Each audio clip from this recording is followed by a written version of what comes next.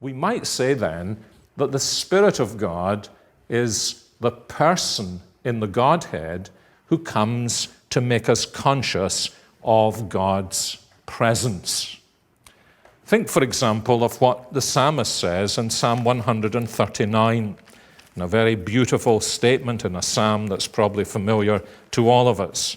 The psalmist speaks about not being able to go anywhere in creation and to run from the presence of God.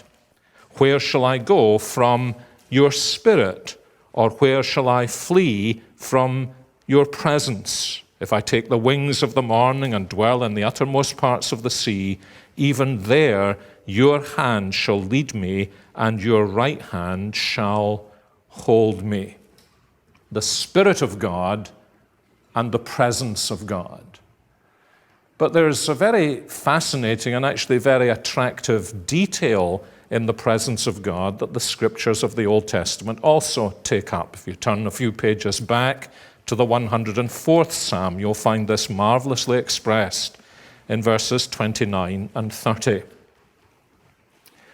When you, God, hide your face, they are dismayed.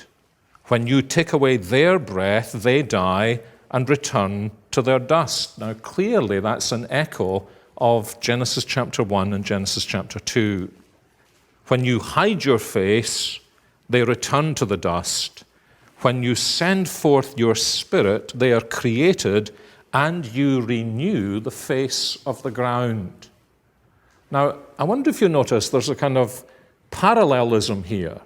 It's a parallelism of opposites.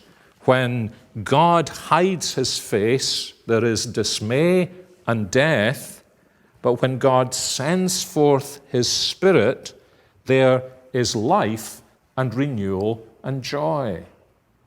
And the picture that's being painted for us here is that the Spirit of God is not only the expression of the presence of God and therefore brings to us all of God's glorious character, but the Spirit of God is the one who unveils the face of God for us.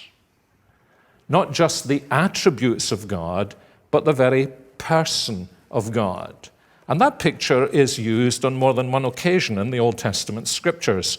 It's used again in Ezekiel chapter 39 and verse 29, where God speaks about coming to his people, and in a marvelous way he says, I will not hide my face any more from them when I pour out my Spirit upon them, declares the Lord.